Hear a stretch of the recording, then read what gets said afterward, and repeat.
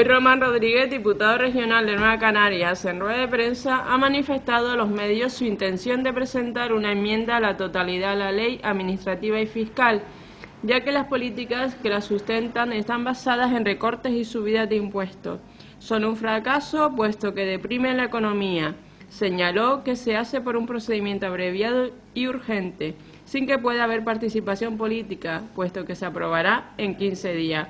Por consiguiente, matizó que sin un acuerdo es difícil aceptar políticas que suponen 563 millones de euros en recortes que van a impactar negativamente en los ciudadanos canarios en educación, sanidad y servicios.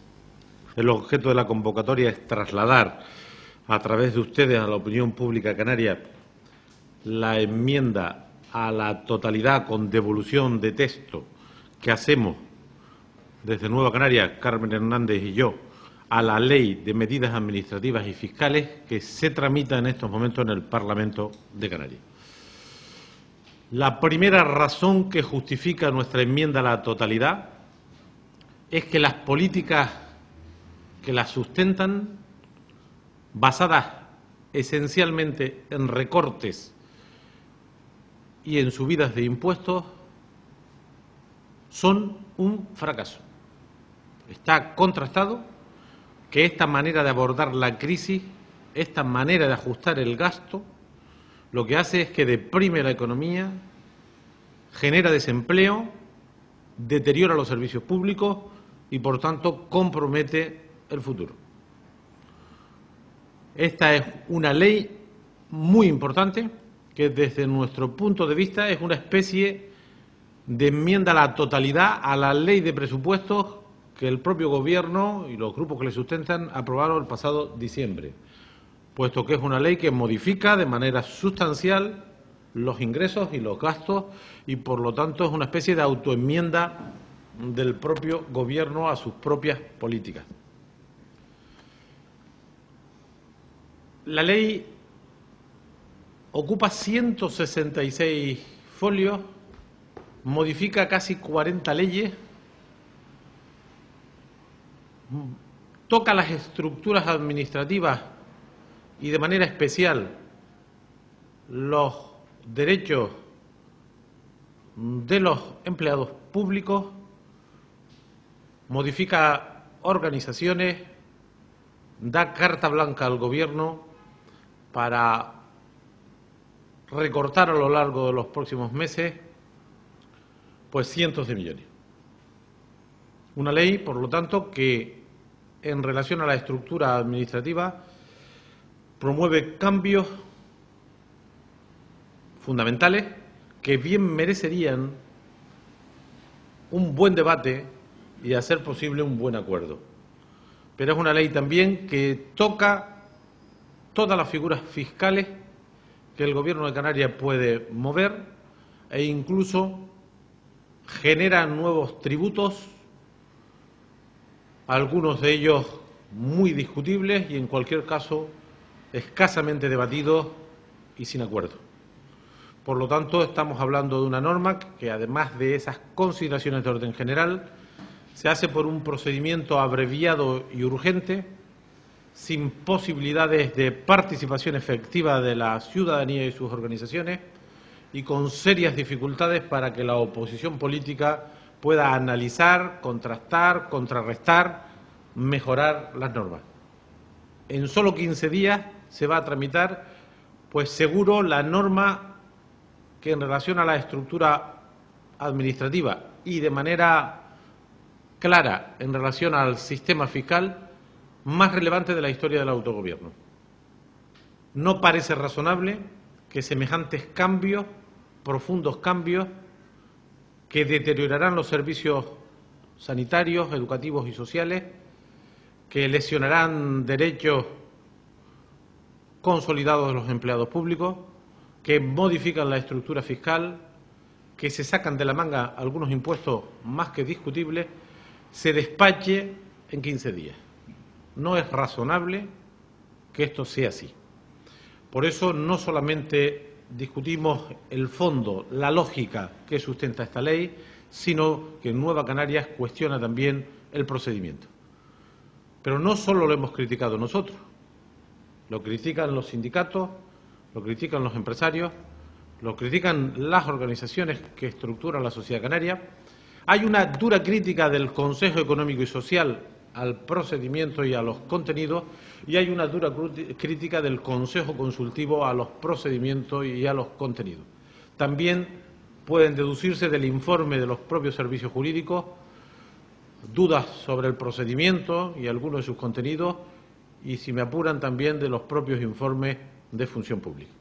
De manera que es una ley que no concita ningún aliado, que no concita ningún consenso, que se hace a trancas y a barrancas, deprisa y corriendo, improvisando. Esta es la segunda razón que justifica nuestra enmienda a la totalidad. La tercera es que, sin acuerdo, es muy difícil aceptar políticas de esta envergadura. Políticas que van a significar 563 millones de recorte del gasto aprobado en enero. Se lo voy a desglosar rápidamente. De esos 563 millones, si no me equivoco en los datos, hay 222 millones en capítulo 1 de personal, de los que 112 es la reducción de la masa salarial en un 5%, que en términos prácticos es un 10% de aquí a final de año. Digamos que la renta disponible de los 62.000 trabajadores públicos de la comunidad autónoma de aquí a final de año se reduce un 10%, puesto que se rebaja la masa salarial del año en 6 meses. Pero eso consume 112 millones de euros. Hay 110 millones de euros más que se rebaja el capítulo 1. Y como ellos no dan los datos porque no están ni en las memorias, no están en el texto, nosotros hacemos nuestros cálculos. Nosotros, y son sencillos, 110 millones de euros en capítulo 1 de recortes añadidos al recorte salarial representan más de 3.000 personas a la calle. Se perderán más de 3.000 puestos de trabajo con el resto de los recortes, con las llamadas reorganizaciones, con las jubilaciones, con la no reposición de las tasas de los funcionarios que se jubilan. Y el cálculo que lo hacemos es sencillo, por si lo quisieran hacer.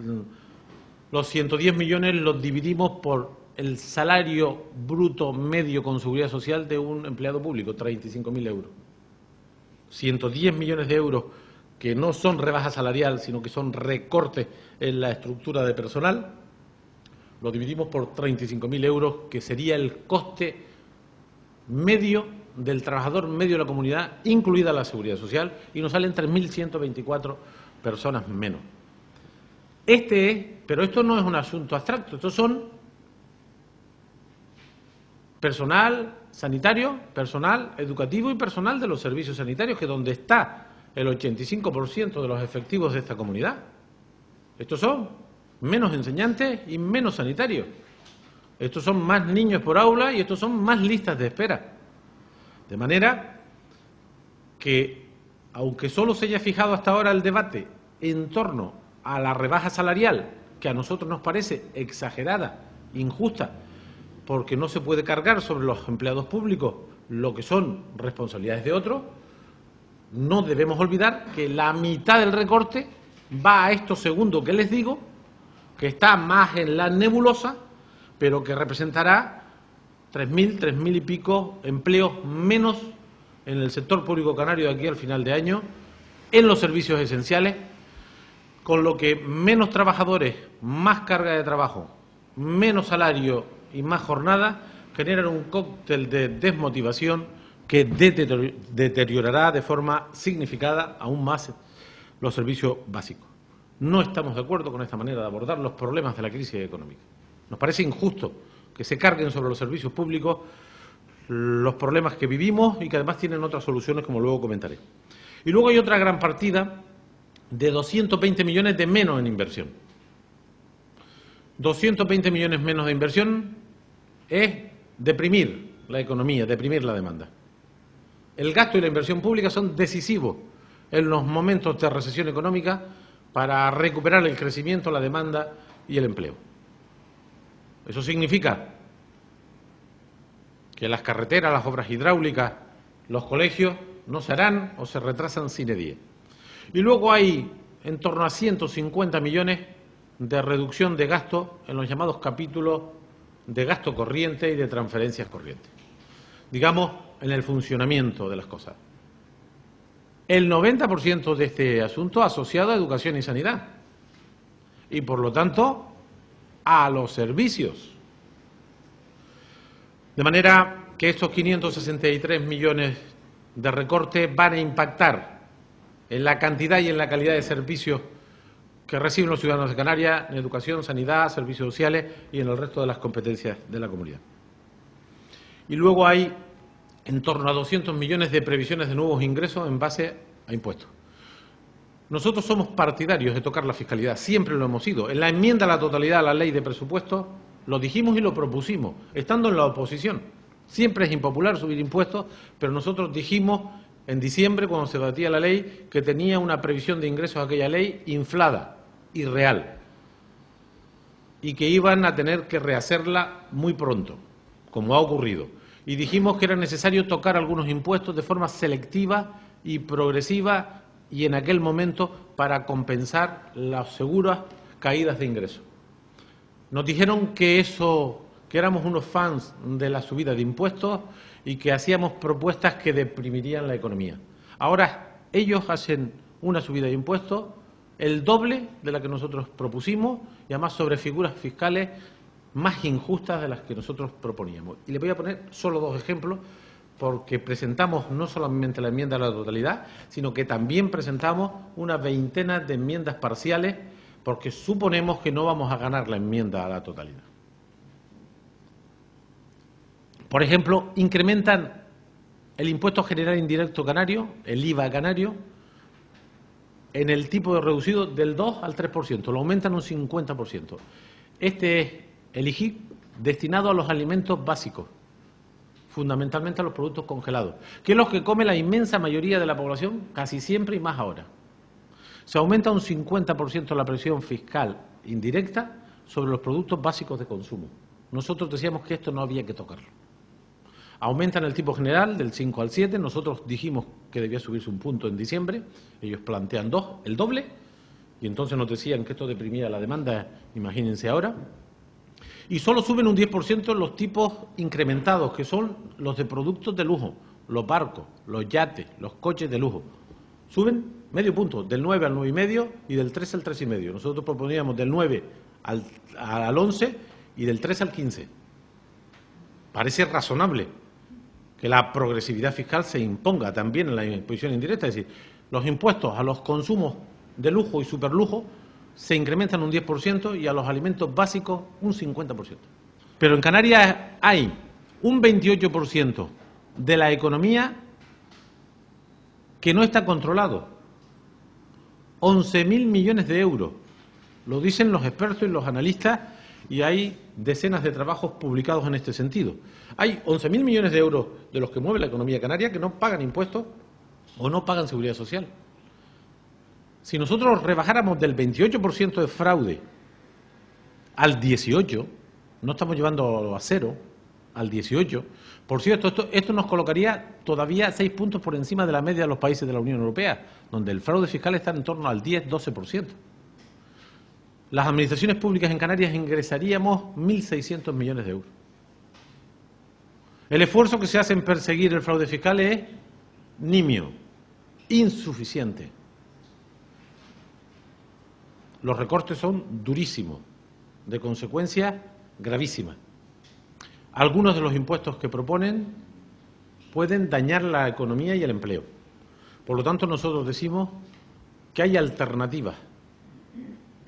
Las hubo cuando se tomaron las decisiones de la financiación del presupuesto de Canarias, las hay si el PP fuera sensible con esta tierra, dando lo que nos toca en la ley de presupuesto, pero los hay en el sistema fiscal.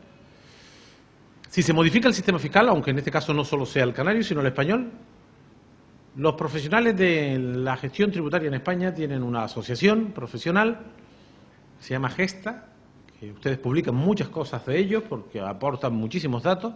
Dicen que si se sube 5 puntos el impuesto de sociedades del 30 al 35%, a las empresas que tienen más de 45 millones de euros de beneficio, se ingresarían 13.000 millones de euros. Lo dicen los inspectores, los que más saben de este tema, los profesionales. Como los cardiólogos saben cardiología, los inspectores fiscales saben de esto. Pues subiendo el impuesto de sociedades del 30 al 35. Para las empresas que tengan más de 45 millones de beneficios, dice Gesta, representaría 13.000 millones de euros. Más de lo que se ha recortado la sanidad y la educación en España entera. Por eso decimos que el sistema fiscal, la persecución del fraude, deben ser las respuestas a la falta de recursos que en estos momentos tenemos. Y voy a acabar para darles oportunidad de debatir con ustedes diciendo que estas medidas que propone la ley, aún en la situación más extrema que pudiéramos considerar, se deslegitima porque no ha intentado el acuerdo. No ha intentado el acuerdo. No se puede hacer una ley que modifica 40 normas, algunas de ellas nada que ver con la situación económica. La ley de parejas de hecho, la ley del territorio o la ley de vivienda, aprovechan y cambian un conjunto de leyes por este procedimiento urgente y abreviado que limita los derechos de la oposición para estudiar y para presentar alternativas. La democracia es gobierno y oposición, la democracia es gobierno y ciudadano, no es yo gano las elecciones y con mi mayoría hago lo que quiero, ¿no? De manera que nos parece que otro gran y preocupante defecto es que se hace sin sustento, sin acuerdo, sin intentarlo. Yo estoy convencido que con liderazgo, con argumento, con iniciativa, cabía haber aproximado un acuerdo en lo sustancial de este conjunto de medidas con organizaciones sindicales, con organizaciones empresariales e incluso con la oposición, pero no ha habido ni el más mínimo intento. Por eso presentamos esta enmienda a la totalidad, argumentada, no se la vamos a entregar hoy porque estamos todavía en la redacción final, será un documento amplio donde rechazamos esta ley con criterios políticos, técnicos, jurídicos, democráticos, tratando de ser una alternativa constructiva a esta manera de ver las cosas, y la presentaremos en el último minuto porque nuestro grupo es pequeño, disponemos de los medios que tenemos, pero queremos hacer las cosas bien.